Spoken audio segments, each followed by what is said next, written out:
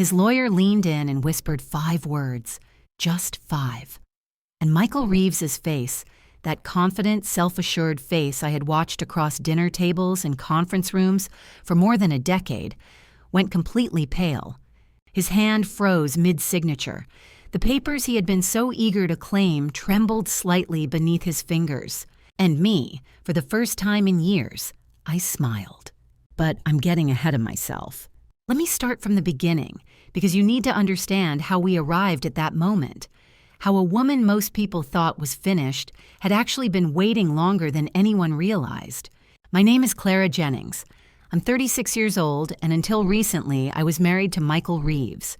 We were married for 14 years, long enough for people to assume stability, long enough for success to look inevitable from the outside, long enough for my role in the story to quietly disappear. I met Michael when I was young, younger than I should have been to understand what ambition can demand from the people standing nearby. He was charming, driven, already talking about the future as if it were a place he had reserved in advance. He wanted to build something of his own, a company, a name, a life that looked impressive from a distance. I didn't fall for a speech. I fell into the work.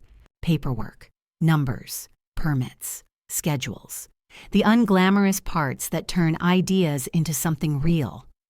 While Michael spoke about growth and vision, I made sure the details didn't collapse under him. We married quietly. We worked constantly. I didn't have a title. I didn't ask for one.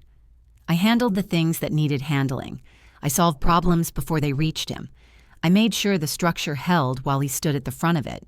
For years, that felt like partnership, until it didn't. As Michael's success became visible, my presence became optional. Decisions were made without me. Conversations shifted. Praise flowed in one direction. When people spoke about the business, they spoke about him. I stood nearby listening. I told myself this was temporary, that this was what progress looked like, that marriages bend during growth and straighten afterward. I believed that longer than I should have. By the time Michael told me he wanted a divorce, the marriage had already been reduced to logistics. He sat across from me and explained his plan calmly, efficiently, as if he were outlining a transaction. He wanted the house, the company, the accounts, everything. He said it without anger, without apology, just certainty. I didn't interrupt him. I didn't argue. I nodded once and let him finish. What Michael didn't know, what no one knew, was that I had already seen the numbers years earlier, that I understood exactly what his everything was built on. And I understood something else too. People are most dangerous to themselves when they believe the story they're telling is complete. I used to believe that stability was something you could build the same way you build a business. One careful decision at a time, one solved problem layered on top of another. Michael believed that too, at least in the beginning. When we first started, everything felt shared. Not equal exactly, but connected. He had the ideas, the drive, the confidence that filled rooms. I had the patience to sit with details until they made sense. Together, it worked. Or at least, it looked like it did. Our days followed a rhythm that didn't leave much space for reflection. There were permits to file, contractors to coordinate, numbers to reconcile late at night while Michael slept. I learned quickly that momentum doesn't wait for exhaustion. If you slow down, things pile up. If you stop, they collapse. So I didn't stop. When people asked what I did, I said I helped Michael. It was easier than explaining how much of the business lived in spreadsheets no one else wanted to open. Easier than admitting that my work didn't come with a title, just expectations. At first I didn't mind. We were building something. That mattered. But as the company grew, something else changed with it. Michael started coming home later. Meetings replaced dinners. Calls replaced conversations. When I asked questions, he answered quickly, distracted, already moving on to the next thing. "You don't need to worry about that," he'd say. "I've got it handled." It wasn't said unkindly. It was said with confidence, the kind that doesn't notice when it begins to exclude. I kept working, quietly, efficiently, fixing things before they became visible problems. That was my role, whether we named it or not. Somewhere along the way, my contribution stopped being acknowledged and started being assumed. At events, people shook Michael's hand, complimented his vision, asked about expansion, growth, what was next. I stood beside him, holding a drink I never finished, listening to a story I had helped write but was no longer invited to tell. When someone asked what I did, Michael would smile and say, "She keeps everything running." It sounded generous. It wasn't. Running is invisible work. When it's done well, no one notices it at all. At home, conversations narrowed. Logistics replaced curiosity. Decisions arrived already made. I told myself it was temporary. That pressure does this to people, that once things settled, so would we. But things never settle when success becomes a moving target. I noticed the first crack late one night while reviewing accounts. Something didn't align. A transfer that didn't fit the pattern. I assumed it was a mistake, corrected it, moved on. That's what I always did. But over time, the irregularities returned. Not enough to panic, just enough to register. Small enough to dismiss if you wanted to. I wanted to. So I filed them away mentally and focused on what needed to be done the next morning. It was easier to believe the structure was sound than to consider what it might mean if it wasn't. Michael talked about the future constantly.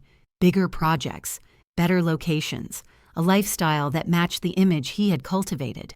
I nodded, smiled, made notes. I didn't question him. Not yet, because questioning changes the tone of a marriage. It introduces friction. It asks for space that had already been filled by momentum. And momentum, I had learned, does not like to be interrupted. I was still telling myself we were partners when the language shifted. "This is my company," Michael said once, casually, during a disagreement that wasn't really about the company at all. The words hung there longer than he intended. He didn't correct himself. Neither did I. That was when I understood something fundamental had already changed. Not dramatically, quietly. The work continued. The marriage adjusted around it, shrinking in places I didn't yet know how to name. And I kept going. Because stopping felt more dangerous than not knowing. There's a moment in long marriages when you realize you've stopped being consulted and started being informed. It doesn't arrive with an argument.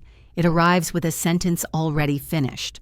Michael didn't announce it. He didn't need to. Decisions simply began appearing fully formed. New projects, new hires, new risks.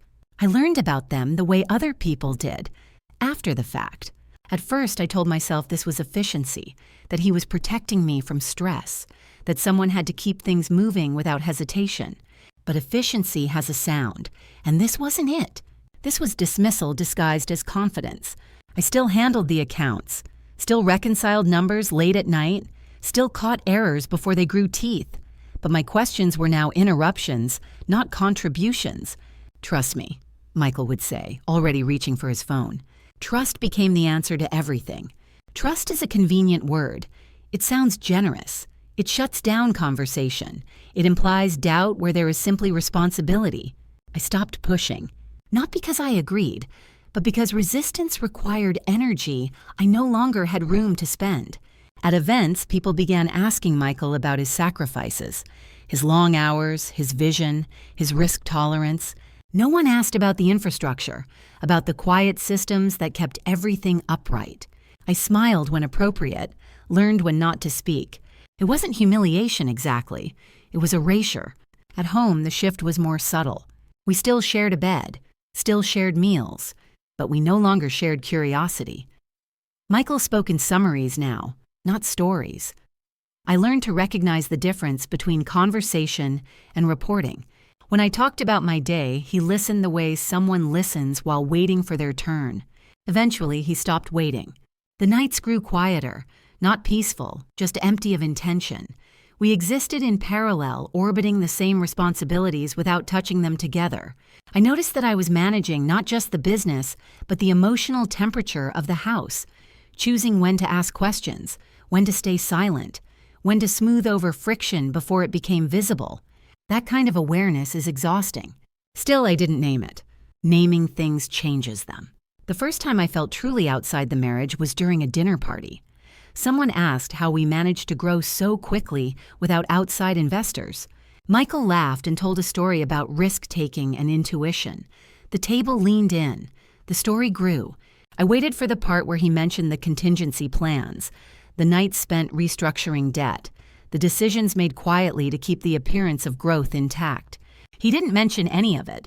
He never did. I realized then that the version of the story being told publicly was not the one I lived inside.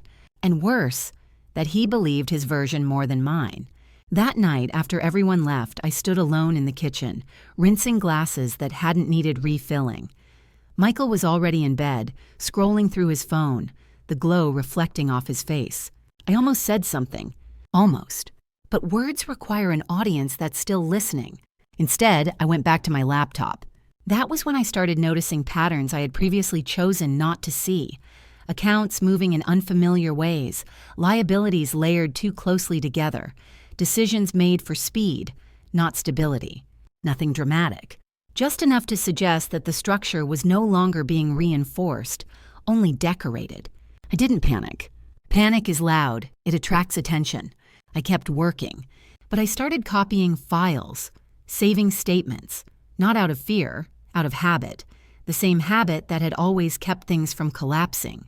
I told myself I was being responsible, that this was just another phase. But deep down, I knew something else had changed. Michael wasn't building anymore. He was maintaining an image. And images are fragile things. I didn't confront him. I didn't accuse. I didn't even ask. I watched. Sometimes the most important shift in a life isn't what you do, but what you stop explaining. I didn't discover the truth all at once. There was no dramatic reveal, no single document that explained everything. What I found came the way rot always does.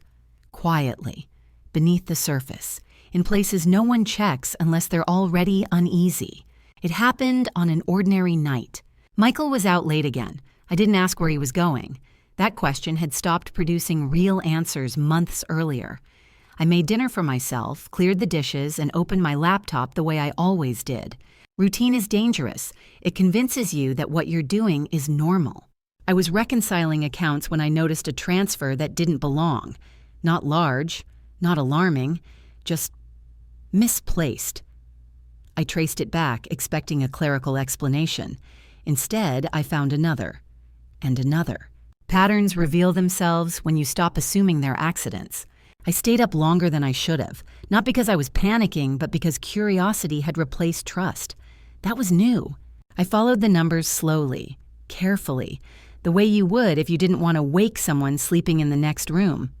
What I found didn't frighten me at first. It confused me. Loans stacked closer together than they should have been. Credit lines extended and re-extended. Assets leveraged more than once. Everything still functioned. Bills were paid. The image held. But the margin was gone. I leaned back in my chair and stared at the screen, feeling something settle into place. Not fear, recognition. Michael wasn't reckless. He was impatient. He wanted growth without delay, expansion without consolidation, applause before stability. That kind of ambition doesn't stop to check its footing. I printed documents quietly and put them back where they belonged. I didn't confront him. I didn't mention what I'd seen. Confrontation would have required him to admit something he wasn't ready to see. And if there's one thing I had learned about Michael, it was this. He protected his narrative at all costs.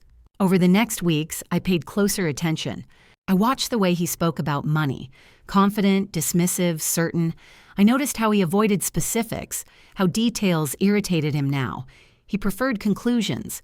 Everything's fine, he'd say. You worry too much. I used to believe that worry was my flaw. Now I understood it as information. I kept copies of everything. Not because I planned to use them, but because not keeping them felt irresponsible. The same instinct that had guided me for years kicked in again. Only this time, it wasn't in service of the marriage. It was in service of reality. I realized then that the life we were living was supported by timing, not strength. As long as nothing slowed down, nothing collapsed. As long as no one looked too closely, the structure held.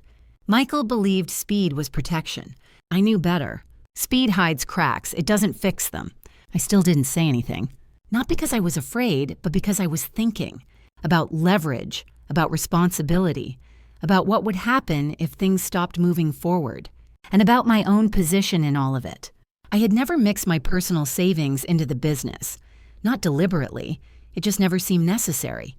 Michael didn't like outside interference. even from me. That independence, once frustrating, now felt important. I checked my own accounts. Everything was untouched, separate, clean. That mattered more than I expected it to. I thought about my grandmother then, about how she used to say that knowing something doesn't always mean acting on it right away. Sometimes, she'd say, the smartest thing you can do is wait until the other person shows you who they are when they think no one's watching. Michael was showing me, not through cruelty, not through betrayal, through neglect, through the quiet confidence of someone who believes they are untouchable. I understood something else that night. The marriage wasn't ending yet, but it was no longer mutual, and whatever happened next would not be decided by emotion. It would be decided by paperwork. Knowing something and reacting to it are two very different things. I knew what I had seen. I also knew that reacting too quickly would only cost me leverage I didn't yet understand. So I didn't change my behavior. That was the hardest part. I continued doing what I had always done: managed the books, filed the paperwork, answered emails, fixed problems before Michael noticed them. From the outside, nothing shifted. Inside, everything did. I stopped explaining myself. I stopped offering suggestions unless asked. And when I was asked, I kept my answers narrow, practical, unemotional. Michael interpreted this as agreement, as relief. He thought I had finally learned to trust him. In reality, I had learned to watch. Over time, the pattern became clearer. The business wasn't collapsing. It was balancing on timing. Payments lined up just long enough to cover the next obligation. New projects funded old ones. Debt wasn't reduced. It was rotated. It was impressive in a way, and fragile. Michael talked about expansion with increasing urgency. Bigger deals, faster growth. He needed momentum the way some people need oxygen. Any pause felt like failure to him. I understood then that if the marriage ever ended, it wouldn't be because of anger or betrayal. It would be because he needed something I could no longer provide: certainty. During those years, I made a few quiet decisions of my own. I reviewed my personal accounts carefully. My savings remained separate, untouched by the business. I confirmed documentation, updated passwords. Nothing dramatic, just maintenance. I spoke to no one about what I knew, not friends, not family. Information loses power the moment it becomes shared. Michael, meanwhile, grew increasingly comfortable. He assumed my silence meant acceptance. He assumed my continued work meant loyalty. He assumed wrong. But assumptions are efficient. They save time. That's why people cling to them. There were moments when I almost said something, nights when the weight of knowing pressed against my chest, demanding release. But every time, I pictured what would happen next. Michael would explain, minimize, redirect. He would turn concern into criticism. He would make me feel unreasonable for asking questions he no longer wanted to answer. I had lived that pattern long enough to recognize it. So I waited. Waiting doesn't look like strength. It looks like indecision, like passivity, like someone who doesn't know what they're doing. I let that impression stand. During the third year, Michael began pulling away in more visible ways, more nights out, more distance, more confidence that the marriage had become a formality. He spoke about freedom more often, about how people change, about how relationships need to adapt. He didn't accuse me of anything. He didn't have to.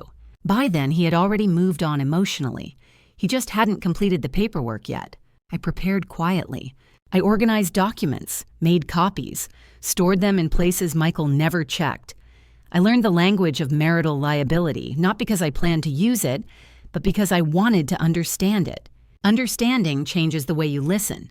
When Michael finally sat me down and said he wanted a divorce, I wasn't surprised. I was ready. He spoke calmly, practically, explained what he thought was fair. He wanted the house, the business, the vehicles, everything tied to his name. "You can keep what's personal," he said. "We'll be reasonable." I didn't interrupt him. I nodded once and agreed. The relief on his face was immediate. He had expected resistance, expected tears, expected negotiation. He got none of it. What he didn't understand was that this was the moment I had been waiting for. Not because I wanted revenge, not because I wanted to win, but because he had finally asked for exactly what he believed mattered. And I knew exactly what it was worth. People assume preparation looks like action. It doesn't. Preparation looks like restraint. After Michael asked for the divorce and listed what he wanted, the hardest part wasn't agreeing. It was agreeing convincingly. I needed him to believe that my acceptance came from exhaustion, not intention, so I let myself look tired.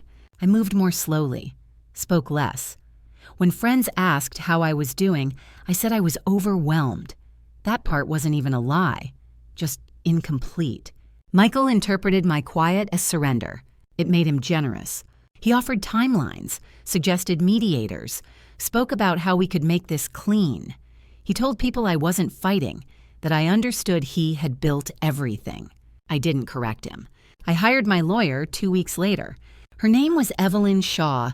She was older than me by enough years to have seen every version of this story already. When I walked into her office, she didn't ask how I felt. She asked what I wanted to protect. I handed her the folders. Years of documents, mortgages, loan statements, credit lines layered too closely together.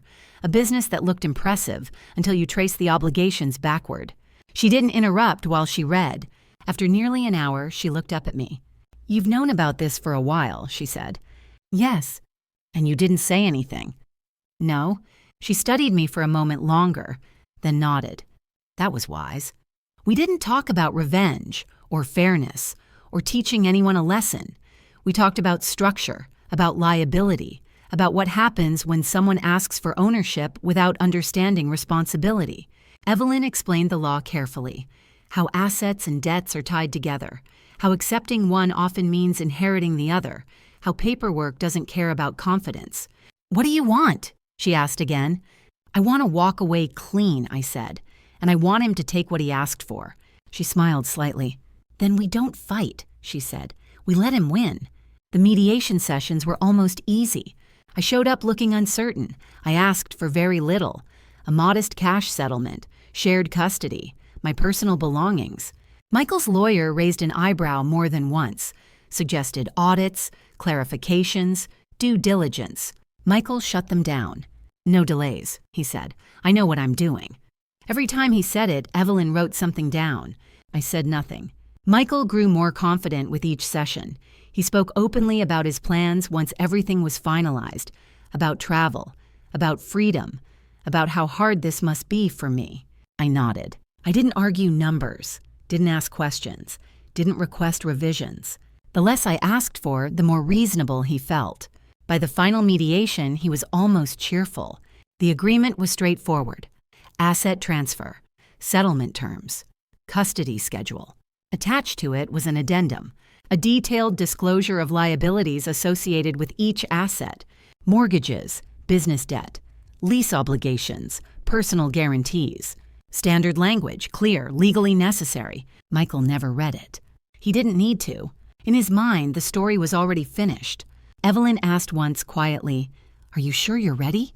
I thought about the years I had waited, about the nights spent watching numbers shift, about the moment Michael had asked for everything without hesitation. "I've been ready longer than he knows," I said. The final hearing was scheduled for a Thursday morning. Michael texted me the night before. "Thank you for not making this difficult." I stared at the message for a long time. 15 years of work, of silence, of maintenance, reduced to gratitude for my compliance. I typed back, "I just want this to be over." That was true.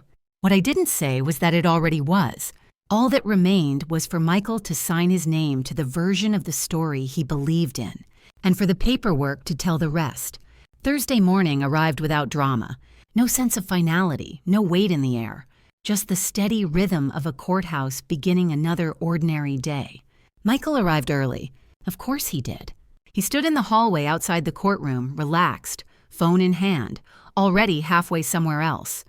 He looked like a man closing a deal he had rehearsed in his head 100 times. His lawyer spoke quietly beside him. Michael nodded, distracted, confident. I arrived a few minutes later. Simple dress, neutral color, nothing that asked for attention. I looked exactly the way people expect a woman to look when she has decided not to fight anymore. Evelyn walked beside me, silent. Inside, the courtroom was calm.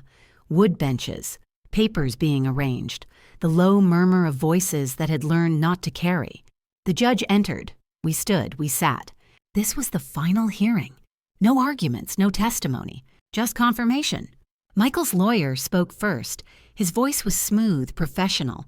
My client will assume ownership of the marital residence, the business entity, and all associated vehicles, he said. In exchange, Mrs. Jennings will receive a cash settlement and shared custody of the minor child. Evelyn rose next. That is correct, Your Honor, she said. My client agrees to relinquish all claims to marital property under the terms outlined. The judge looked at me. Her gaze was steady, assessing. Mrs. Jennings, she said, do you understand that you are giving up your claim to substantial assets, including the home and the business you helped operate? Yes, I replied. And you're doing so voluntarily? Yes. She paused, just long enough to make sure the silence held. Very well, she said. Proceed. The clerk distributed the documents, stacks of paper, legal language dense enough to disappear into itself, signatures required on every third page. Michael signed quickly. He barely glanced at what he was signing. Page after page, his pen moved with confidence, like someone checking boxes he had already approved. I signed slowly, carefully. Across the aisle, Michael's lawyer began his final review. He was thorough. That was his nature. He flipped pages methodically, verifying signatures, checking sections. Then he reached the addendum. I watched his posture change. Not dramatically, just a slight stillness. A pause that lasted a fraction longer than the others. He flipped back a page, then forward again. His brow furrowed. He leaned closer. Then he leaned toward Michael and whispered. Just 5 words. I didn't hear them, but I saw their effect. Michael's pen froze. His confident expression vanished, as if someone had turned off a light. The color drained from his face, leaving something pale and unsettled behind. What? He whispered back. The lawyer leaned in again, urgency replacing discretion. Michael looked down. Really looked. His eyes moved across the page, slower now. His breathing changed. His hand began to shake just enough to notice. This isn't right, Michael said suddenly, pushing his chair back. Your Honor, there's been a mistake. The judge looked up. Sit down, Mr. Reeves. These numbers, this liability, I didn't agree to this. The judge's voice remained calm. Mr. Reeves, the liability disclosure statement is attached to the agreement you signed. These figures correspond to the assets you requested. Michael turned toward me. His face shifted, confusion giving way to something sharper. You knew, he said. You knew about this. I met his eyes. I handled the books for years, I said quietly. Of course I knew. He turned back to the judge. I didn't understand what I was signing. His lawyer cleared his throat. Your Honor, he said carefully, I advised my client to conduct an independent financial review prior to finalizing this agreement. Michael shot him a look. You said it wasn't necessary. I advised it, the lawyer replied evenly.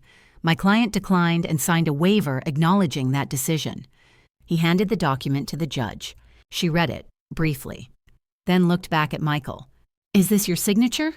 Michael stared at the page. Yes, he said. Then you were informed, she replied. You chose not to investigate. The agreement stands. The room went quiet, not tense. Final. Michael sat back down slowly. His hands were shaking openly now. The confidence he had walked in with had nowhere left to stand. The judge tapped her pen once. Mrs. Jennings, she said, your settlement is approved. Then she looked at Michael. Mr. Reeves, you have received the assets as requested, along with all associated liabilities. This court considers the matter resolved. The gavel came down. Once. I gathered my papers. Michael didn't move. As I passed him, I leaned just close enough for him to hear. You asked for everything, I said softly. I gave you exactly that. Then I walked out. The hallway outside the courtroom felt louder than it should have. Phones rang. Shoes echoed against polished floors. Someone laughed near the elevators, the sound sharp and out of place, as if it belonged to a different building entirely. I didn't look back. I didn't need to.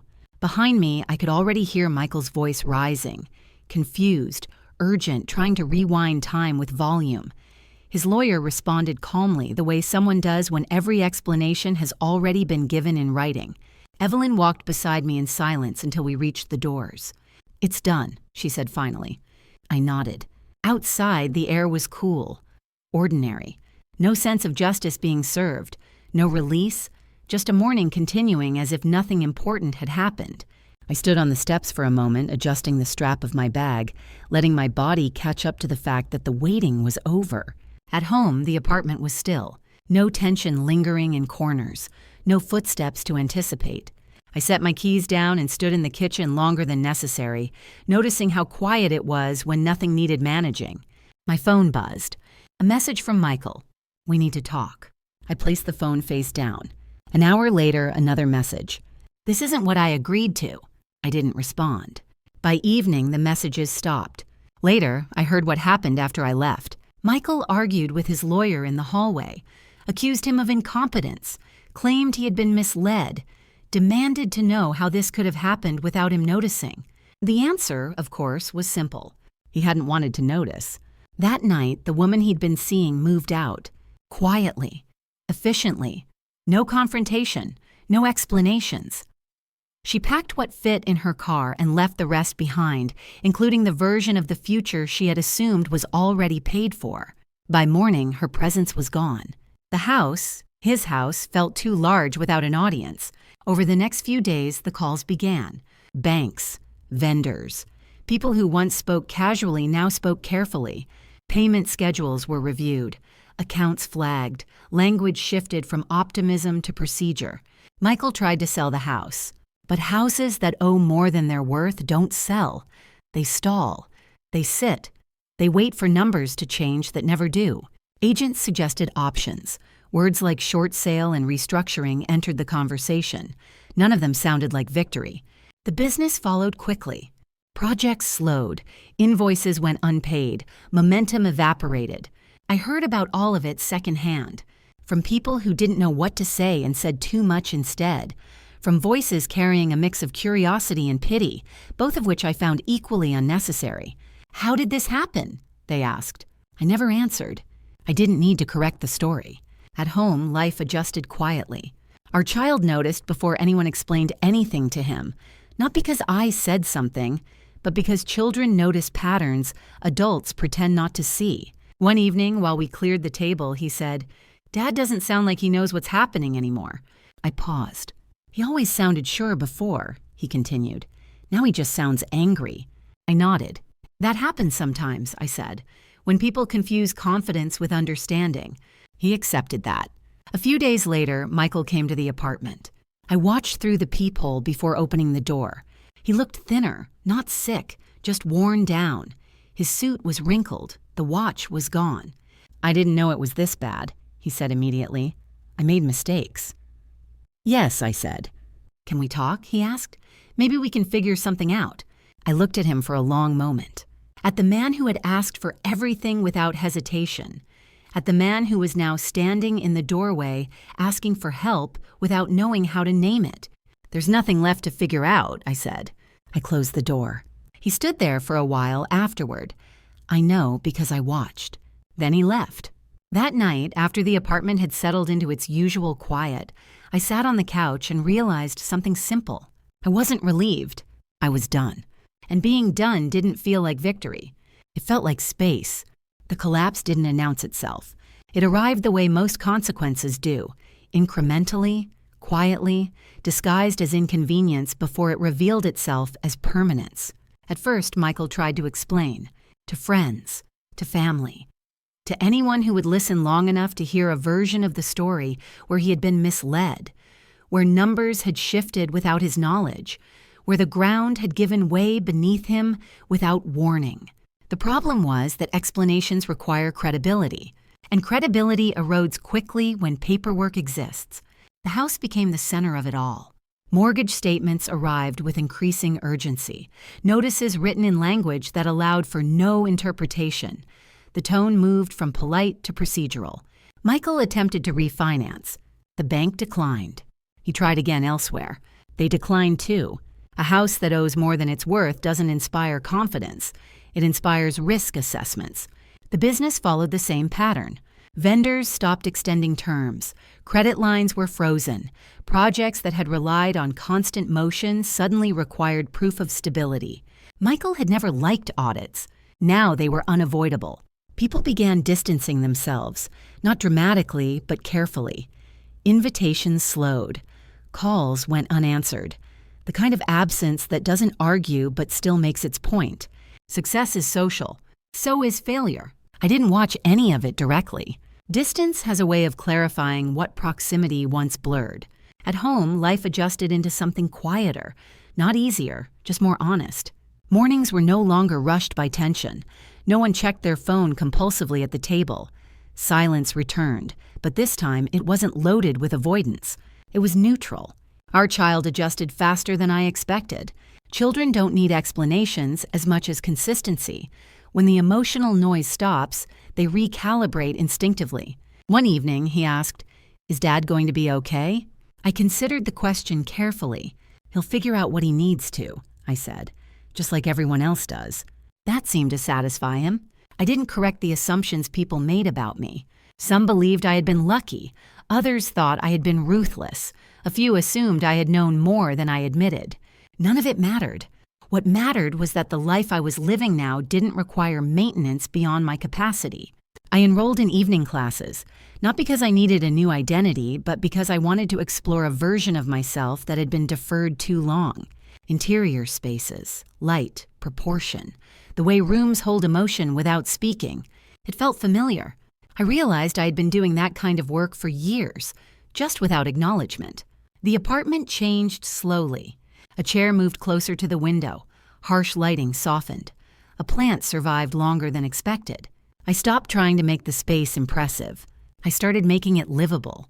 Sometimes, late at night, I thought about the version of myself who had stayed silent for so long. I didn't judge her. She did what she could with the information she had at the time. So did I. Michael showed up once more after that. Not to argue, not to accuse, just uncertain. He stood in the doorway like someone waiting to be told where to stand. The confidence that had once filled rooms had been replaced by hesitation. "I didn't think it would end like this," he said. "I know," I replied. That was all. He left without asking anything else. The door closed, and something settled. Not triumph, not forgiveness, acceptance. I understood then that the story people tell themselves while they're winning rarely survives the moment they stop winning. What replaces it isn't always truth. Sometimes it's just silence.